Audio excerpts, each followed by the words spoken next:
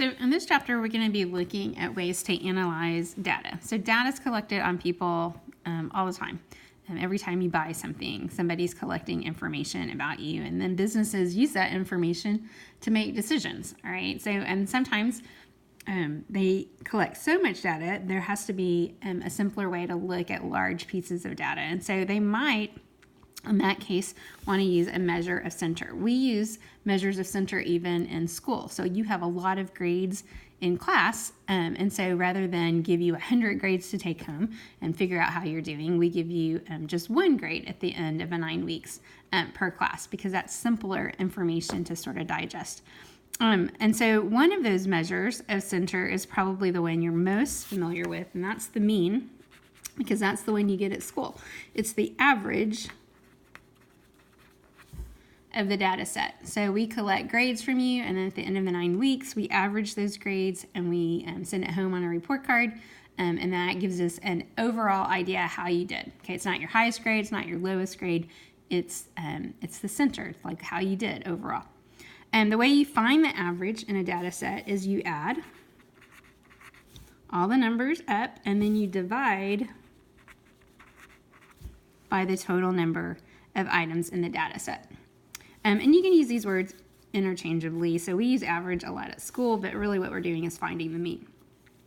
Now, there are 4 measures of center that we're going to look at. They are sometimes confusing because it's hard to remember what the differences are between them, but we have a hint for this one. So we say that it's really mean of your teacher to make you find the mean because it's a lot of work. So of the 4 measures of center, mean requires the most work. Okay, it's the one you have to add and divide with. The others are a lot simpler to find. So this is the mean one. The next one we're going to look at is called the median. And the median is just the number in the middle of the data set. All right. So so you're actually trying to find a true middle. All right. So before you find the middle, you have to order the numbers from lowest to highest. Okay, so that's kind of the important part with median, is remembering to put them in order. I remember median means middle because they both have this D sort of in the middle of the word. All right, and then sometimes people ask, well, what do I do if there are 2 numbers in the middle of the data set? Well, when that happens, you find their mean or you find their average, and that way you get the middle of those 2 numbers. Right, so the way you're going to do that is to add the two numbers in the middle and then divide by 2. All right, and then the third one is called the mode. And this is the number that occurs the most or the most often. Okay, and mode and most sort of sound the same. So those are, that's how I remember what they mean. It's the number that's not the highest. Okay, so it's not the highest number. It's the number that's the most often. So if I'm comparing then I don't know, sizes of shoes, okay, it's this the shoe size that appears the most often. So maybe most people wear a size 8. Okay, then that would be my mode. Okay, there may be people who wear 10s, okay, which is higher than that, but that's not the mode. And the question is, can I have more than one mode? And the answer would be yes. So sometimes you have more than one number that repeats. And so you might have 2 or 3 modes even. And then the other question is, can I have no mode? And the answer to that is yes. So sometimes you have a number, or you have a set of data that doesn't have any number that really stands out. None of them repeat, or maybe they repeat the same number of times, and so you can have no mode. All right, and then the last measure of center is called the range. And the range is just the difference, which should tell you that you're going to be subtracting. It's the difference between the highest and the lowest numbers. Okay, so after you've put your numbers in order, for the median, it's going to be real easy to find the highest and lowest number, and then you're just going to subtract this. And so that would be the range of the data. All right, so let's apply this to an example here. We have a set of numbers. The first step, just good practice, even if you're not necessarily finding the median first thing, is to go ahead and order the numbers from least to greatest.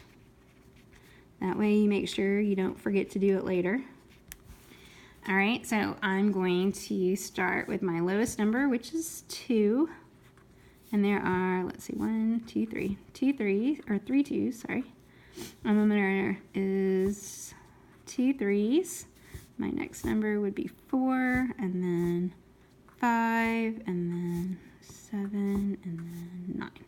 Okay, and it's just good to double check and make sure you didn't forget any numbers. So I have 1, 2, 3, 4, 5, 6, 7, 8, 9, and 1, 2, 3, 4, 5, 6, 7, 8, 9. Okay, so I got them all. So remember, mean is the mean one, so it's the one that's the most work. So we're going to start by adding up all of these numbers together. Now, these numbers are fairly simple to add because they're not very big. But in general, you might have much larger numbers, and it can be easy to make a mistake if you're trying to have a long list of numbers to add. And so we recommend that what you do is just add 2 numbers at a time. So I'm going to start with the first 2. 2 plus 2 is 4. And then I'm going to add the next 2, and that would be 6. And then I'm going to add the 3, and that would be 9. And then the next 3 would give me 12. And then 4 gives me 16. And then I add the 5, and I get 21. And then the 7 gives me 28. And then the 9 should give me 37. Okay, so that's just step 1 when finding the mean, that after you add, then you divide by however many numbers you added up. So if I go back and count these again, 1, 2, 3, 4, 5, 6, 7, 8, 9, I need to divide 37 by 9. All right, so 9 won't go into 3. It will go into 37 4 times. 4 times 9 is 36. When I subtract, I get 1. Right, because I have a remainder, I'm going to add a decimal and bring that up, and a 0 and bring it down and keep going. So 9 will go into 10 one time. 1 times 9 is 9, and when I subtract, I get 1. Okay, I want to go 3 decimal places before I stop. So 9 will go into 10 one more time. 1 times 9 is 9. When I subtract, I get 1. And you can see that this is repeating. 9 will go into 10 one time. Okay, but just to double check, go ahead and list it out 3 times. And then you can write your answer as 4.1 and then show the repeating sign above the 1. Okay, the median is to find the middle number. So you already have this set of numbers in order. I'm going to rewrite it so that I can find the middle. And so when you find the middle, one way to do that is to kind of knock off the first and the last numbers. All right, so I've got a number here and here, so first and last, first and last, first and last, first and last. Okay, and then you can see right now that there's one number in the middle, and so that's it. That's your median. Again, if I tried to find the middle of this set of numbers, it looks like 7's in the middle, but that's not the middle if they're not in order. Okay, so important first step. The mode is the number that shows up the most times, or it's the most often. Okay, so I can look and I can see that the 2 repeats 3 times and the 3 repeats 2 times, all right? And then each of these was only 1 time. So these both repeated, but this one repeated the most. So 2 is my mode because it shows up the most often, all right? Now if 3 had repeated one more time, then these would have both been my mode because I would have had 3 2's and 3 3's. All right, and then the range is the highest minus the lowest. So my highest number is 9. My lowest number is 2. So when I subtract those, I get 7, and that would be my range. All right, so we've got a couple more examples we're going to look at. The first step, again, is always to put your numbers in order. First, I'm going to start with the smallest number, which is 3. I generally don't mark out the numbers because sometimes I make mistakes. And so I like to be able to make sure I still know what the numbers are. So I just underline them, 9, and then 11, and then 12. Okay, so these are in order. I have 1, 2, 3, 4, 5, 6, 1, 2, 3, 4, 5, 6. Okay. All right, so for the mean, I add them up. It's the mean one. So 3 plus 6 is 9. 9 plus 7 is 16. 16 plus 9 is 25. 25 plus 11 is 36. 36 plus 12 is 48. Okay, then the second step is to divide. There are 1, 2, 3, 4, 5, 6 numbers. So if I divide 6 into 48, it'll go 8 times.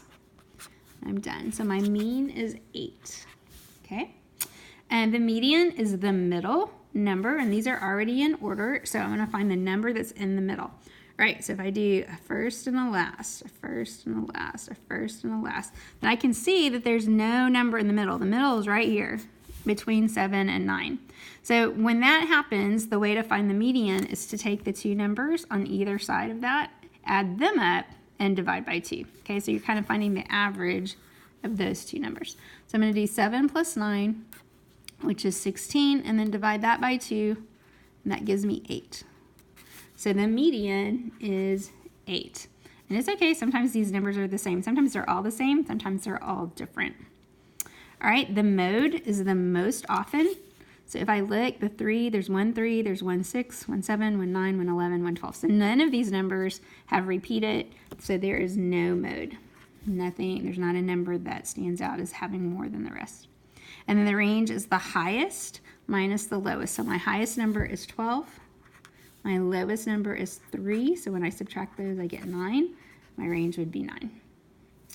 All right, and the next example, I'm going to start always by putting my numbers in order first. So it looks like my smallest number is 32. And there are 2 of them, 32, 32. And I don't have a 33, I do have a 34. And I have 2 35s. I also have a 36 and a 38, a 41, and a 70. Okay, so there are 1, 2, 3, 4, 5, 6, 7, 8, 9. 1, 2, 3, 4, 5, 6, 7, 8, 9. All right, I'm going to start with the mean. The mean one starts by adding up the numbers. So I'm going to start with my first two numbers, 32 plus 32, 64. Now I'm going to add the 34, get 98. I'm going to add my 35, gives me 133. I'm going to add another 35, gives me 168. Add 36, it gives me 204. And I'm going to add 38, gives me 242, and then I'm going to add 41, it's 283, and then the last number is 70. So it looks like 353, and then I need to divide still, so 1, 2, 3, 4, 5, 6, 7, 8, 9. I'm dividing by 9 because that's how many numbers I had to add up. 9, I'll go into 35 3 times. 3 times 9 is 27. When I subtract, I get 8, bringing down the 3. 9, I'll go into 83. 9 times 9 is 81. When I subtract, I get 2. All right, so now I have another number to bring down, so I'm going to add my decimal and a 0 and bring the 0 down and keep going.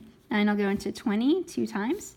2 times 9 is 18, and when I subtract, I'm going to get 2. Bring down another 0. 9, I'll go into 20 2 times. And then I'm going to bring down 1 more 0, and 9 will go into 20 2 more times. So again, this number is repeating, but I'm going to go ahead and list 3 decimal places first before I make that decision. So when I write it as the mean, I can use the symbol for the 2. So since the 2 repeats, the line goes over the 2. The median is the middle number. So these numbers are already in order. I just need to find the number in the middle. So I've got a first and a last, a first and a last, a first and last, first and last. And then this number right here, this 35 is in the middle, so that would be my median. The mode is the number that appears the most times. Okay, so I've got 2 32s, just 134, 2 35s, 136, 138, 141, and 70. So since both of these were listed twice and everything else was only listed once, then both of these are my mode. So I have 2 modes this time, the 32 and the 35. And then the last question is what's the range? So I take my highest number, which is 70, and I subtract it with my lowest number, which is 32, and that gives me 38. So my range is 38. All right, so that is measures of center. See you soon.